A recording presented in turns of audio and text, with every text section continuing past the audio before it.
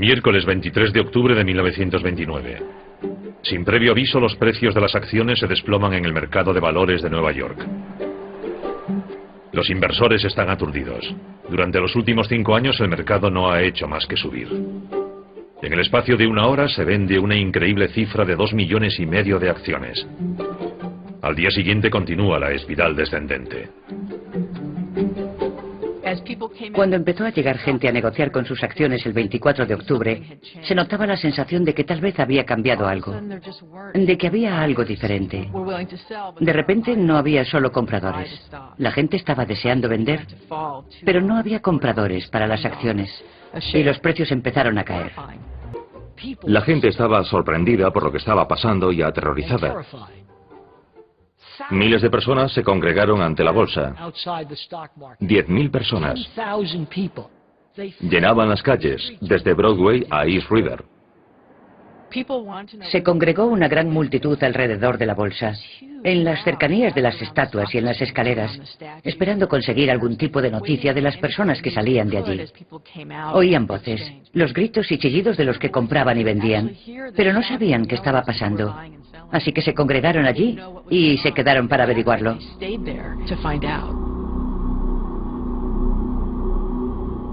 Muy pocas de las miles de personas que esperaban se dieron cuenta de la magnitud del desastre que estaba a punto de producirse. Tampoco se imaginaban que en los 5 días siguientes una catástrofe financiera arrasaría los cimientos de la prosperidad de los Estados Unidos.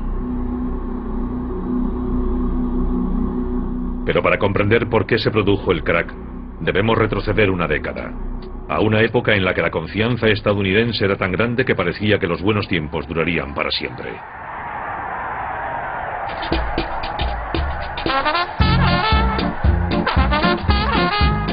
En 1919 los Estados Unidos habían emergido victoriosos de la Primera Guerra Mundial. En el aire se respiraba un ambiente de optimismo. Gran Bretaña y sus aliados europeos estaban exhaustos económicamente a causa de la guerra. Pero la economía estadounidense era boyante y el mundo bailaba al son de los Estados Unidos. Las incertidumbres habían terminado. No parecía haber muchas dudas sobre lo que iba a ocurrir. Los Estados Unidos se encontraban inmersos en el período más importante y gozoso de su historia y daría muchísimo que hablar.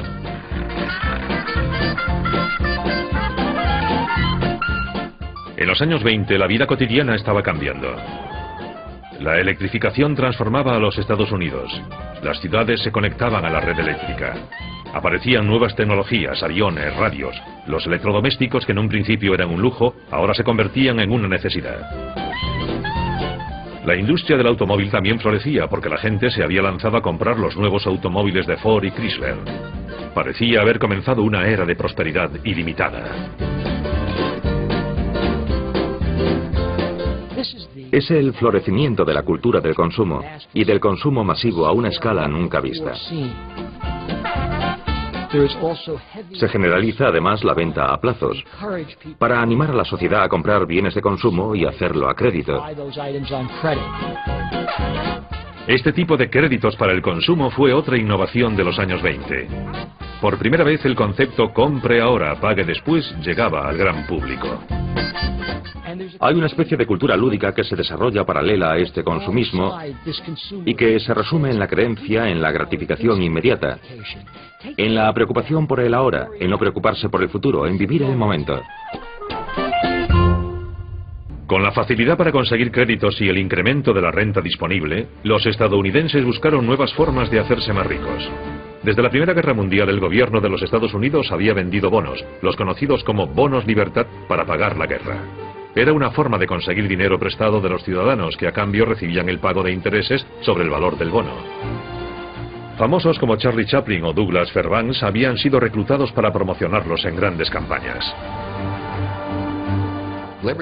Los bonos libertad hicieron que mucha gente invirtiera en valores por primera vez.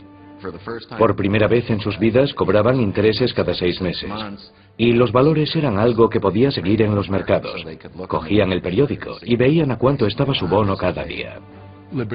Los bonos libertad crearon una cultura de la inversión. La mayoría de la gente nunca había comprado valores y estos bonos consiguieron que la gente normal se acostumbrara a hacerlo. Pero hubo un grupo de personas que pensó que podría aprovechar esta nueva cultura de la inversión. Los banqueros de Wall Street.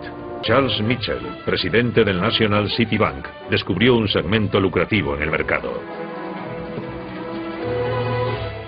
Mitchell vio que los inversores habían comprado una gran cantidad de bonos del gobierno durante la Primera Guerra Mundial. Y se dijo, ahora que tenemos un público inversor, lo único que tenemos que hacer es sacar al mercado otros productos, como bonos corporativos, acciones, y decirle a la gente que son inversiones respetables. Mitchell era un vendedor nato, con una gran ambición. Si la gente era receptiva a la idea de comprar bonos para reunir capital para el gobierno, seguro que podrían tentarla a comprar acciones y valores para reunir capital para las compañías privadas que participaban en la bolsa de Nueva York. Y ellos sacarían un buen beneficio durante el proceso.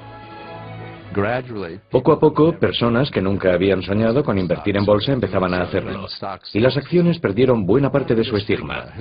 Históricamente, las acciones habían sido consideradas demasiado peligrosas para la gente corriente.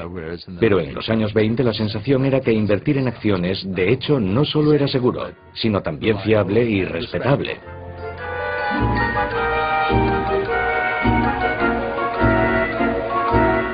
La idea cuajó. Y para aprovechar este nuevo y lucrativo mercado, Mitchell abrió agencias de corretaje por todo el país, donde las personas que tenían dinero, pero no conocimiento sobre inversiones, podrían especular en acciones y valores. Este frenesí especulador alcanzó a todo tipo de personas, no solo a profesionales. La gente normal también empezó a participar en un número sin precedentes por todo el país. No solo en Nueva York, sino en otras ciudades, en localidades pequeñas. Por todos los Estados Unidos la gente estaba encantada con la bolsa. Como, duermo, sueño, hablo por y para las acciones. Creo que es la única forma de ganar dinero. Es emocionante, me encanta. $17.000 de beneficio en un capital de $3.500. ¿No está mal? Hubo especulaciones salvajes en todo tipo de valores, en las acciones de productoras de cine, empresas aeronáuticas y en las automovilísticas. Uno de los valores más pujantes de los años 20 era Radio Corporation of America. Era como el Google de hoy en día. Tecnología punta. Tuvieron la idea de poner radios en los coches. Creo que el público inversor estadounidense empezó a relacionar los productos que usaban, fabricados por las empresas estadounidenses, con la idea de que podrían comprar una acción de la empresa que fabricaba el producto que les gustaba.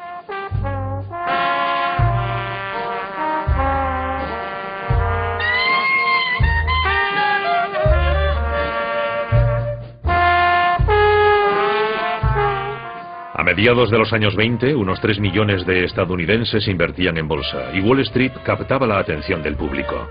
Con historias de fortunas conseguidas de la noche a la mañana, la idea de un gran mercado alcista, donde parecía que las acciones solo subían, se había asentado. Todas las revistas populares, periódicos y emisoras de radio estaban fascinados por lo que ocurría en la bolsa. La gente seguía las actividades de famosos como Charlie Chaplin o Groucho Marx y se sentía fascinada por las acciones en las que especulaban. El joven actor cómico Groucho Marx invirtió todos sus ahorros en el mercado y estaba tan encantado con sus beneficios sobre el papel que convenció a sus hermanos para que también invirtieran. Menudo timo más sencillo. La RCA ha subido 7 puntos desde esta mañana. Acabo de ganar $7.000.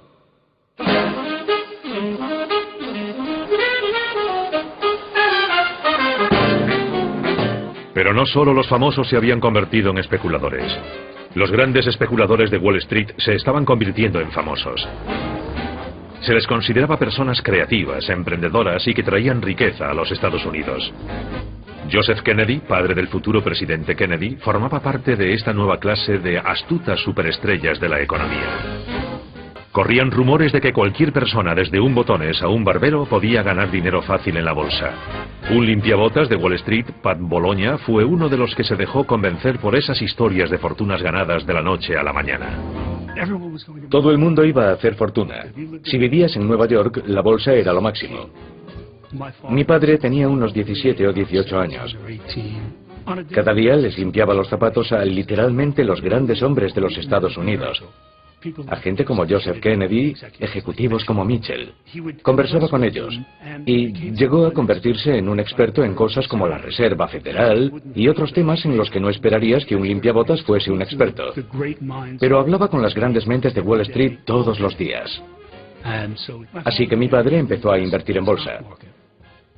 La gente tenía tanta fe en el mercado alcista que empezó a pedir dinero prestado para especular en acciones en alza.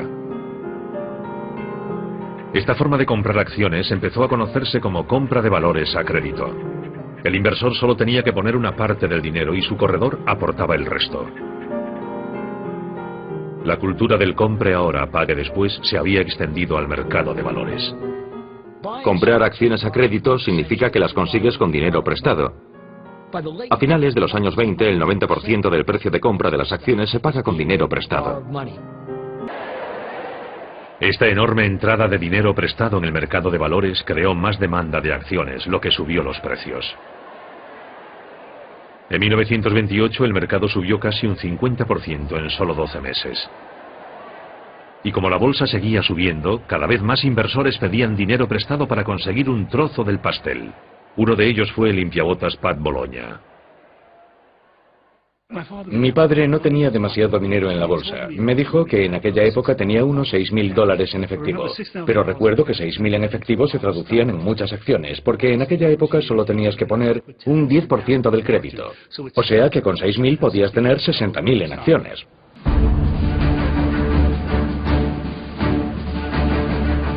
Durante la subida de los mercados en la década de los 20, el Partido Republicano estuvo en el poder, detrás de la creciente prosperidad de los Estados Unidos. Calvin Coolidge llegó a la presidencia en 1923. Él también era inversor y guardó silencio sobre la locura especulativa que se había apoderado de Wall Street. Calvin Coolidge ejemplifica el tipo de imprudencia y despreocupación que reinaba en los años 20. Fue famoso porque dijo que el negocio base de los Estados Unidos eran los negocios. Fue un período próspero. Los negocios generaban dinero, Wall Street ganaba dinero, los políticos se limitaban a decir, todo va bien, la economía crece, el mercado se encarga bastante bien de todo y la labor del gobierno consiste en no estorbar.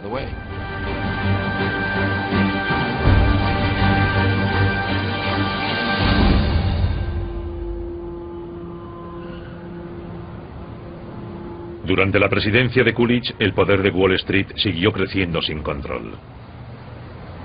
Su administración tenía contactos estrechos con un grupo de élite de banqueros y financieros, el círculo íntimo de Wall Street.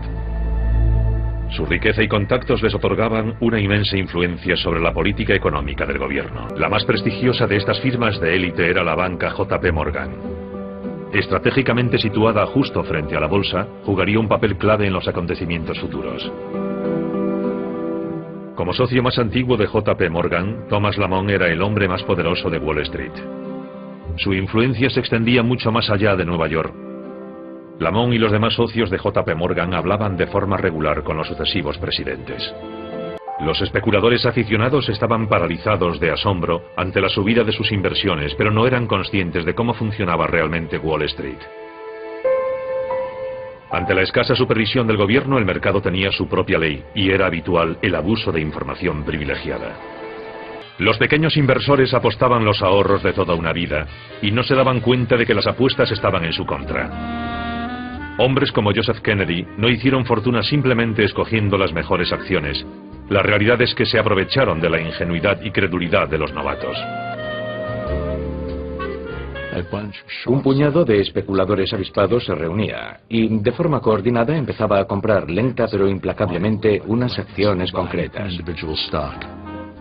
Lo que hacían era inflar el mercado de una acción concreta, comprarla y después bajarla en el mercado, de modo que ellos se llevaban los beneficios, mientras el inversor medio que había comprado esas acciones se quedaba con las pérdidas. Incluso algunas de las casas de inversión de la élite de Wall Street participaron en esta manipulación del mercado.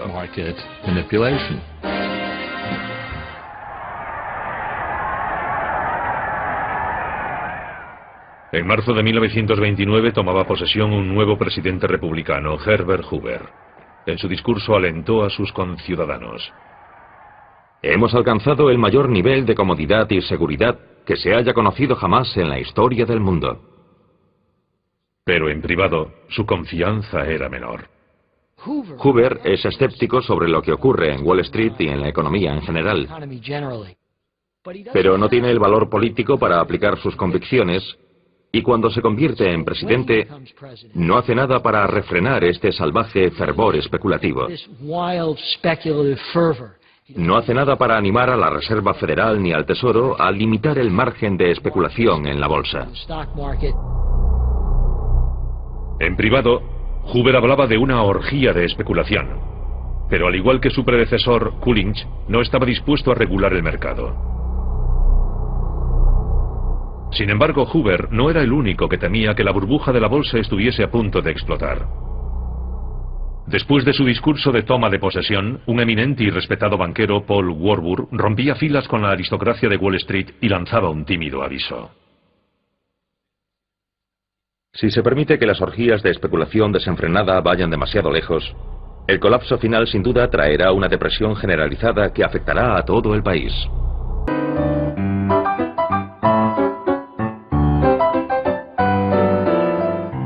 Las predicciones de Warburg cayeron en oídos sordos, y entre mayo y septiembre de 1929, 60 nuevas empresas se unieron a la bolsa de Nueva York, añadiendo más de 100 millones de acciones al mercado y alimentando la burbuja inversora.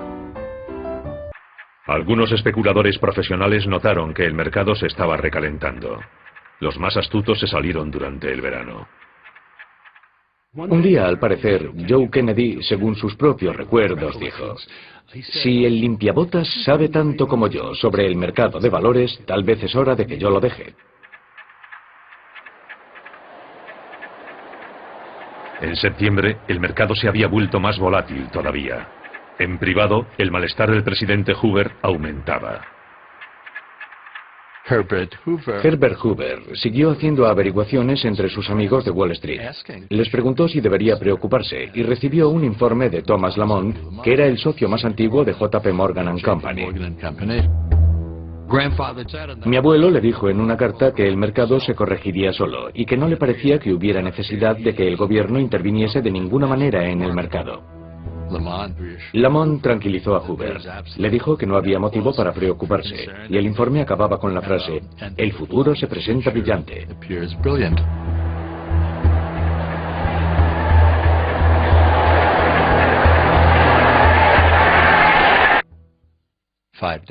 Cinco días después, la bolsa se desplomaba.